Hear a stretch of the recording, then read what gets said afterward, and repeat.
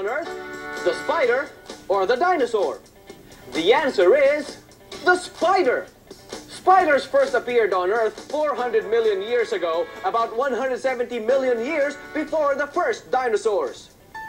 Next, we shall enter the world of scary scorpions and spiders. But key reporters Nikki and Caleb discover that these creatures are not so creepy after all. Maliliit, mababagsik, pero sila ay inaalagaan ng nakilala naming kakaibang pet lover. Dito sa bahay ni Tito Rico, matatagpuan ang mga crawling creatures. Maliliit lang sila, pero mababagsik daw. Spiders!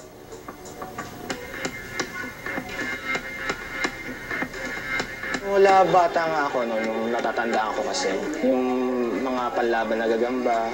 So, actually nga yung dati, ninakaw yung gagamba ko kasi laging nananalo yun. So, umiyak ako nun. Tapos nung pagbalik niya sa akin, yung kumuha, so patayin na siya. So, yun, dun yung ano ko, yung eager ko na mag-alaga talaga ng mga spiders. Dating laro-laro lang para kay Tito Rico, naging isang serious hobby. Today, he has more than 15 species of spiders.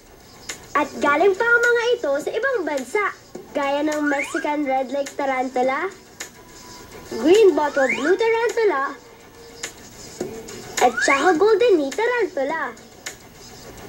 Tarantulas are hairy spiders. Ilan din ito sa mga pinakamalaking spiders. Masaya kasi dahil nga sa lumalaki sila. Tapos yung growth rate nila, yung metabolism nila, very slow. So, kung mag-start ka ng hobby, tapos bibili ka ng maliit na slings, so hindi mo agad siya ma-appreciate kasi maliit nga siya dahil wala pa siyang kulay. So, habang lumalaki siya, habang lumalaki yung hobby, so dun ako nagkakaroon lagi ng interest na mag-alaga. Spiders are known for their web spinning ability. Ito ang ginagamit nilang pang-trap sa kanilang prey o pagkain. Alam nyo ba na kahit saang parte ng mundo may spiders? Meron ito sa Antarctica, under the sea, or even on mountain tops. Spiders can have as much as 8 eyes. They also have 8 legs.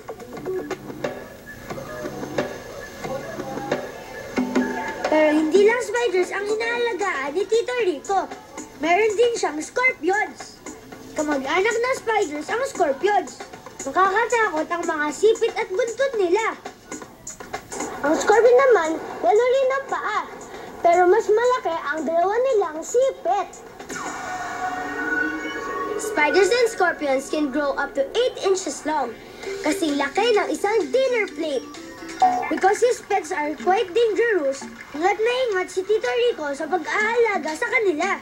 But for Tito Rico, taking care of spiders and scorpions is just a breeze.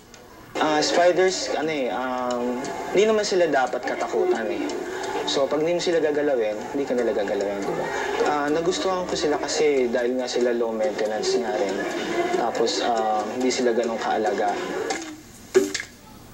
Nakalagay ang mga spiders and scorpions ni Tito Rico in their own cages na may lupa. Kasi sa environment kasi nila, it's maaaring pwedeng lupa, no? So, pwedeng lupa as soon as na pesticide-free at saka malinis yung lupa. Araw-araw din silang pinapakain ni Tito Rico ng crickets. Bibigyan ng mga spiders ng tubig para hindi sila mauhaw. At para magkaroon ng moisture ang bahay nila, kailangang mag-spray ng tubig sa kanilang cage. Pero mga Hakyu kids, no matter how enticing it is to care for these creatures, Tito Rico has a warning.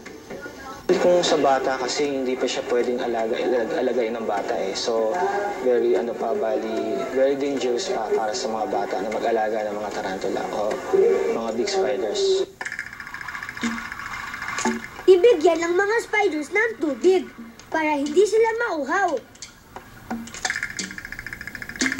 Anumang pet ang alagaan natin, papadog, cat, or spiders and scorpions, it's important to take good care of them.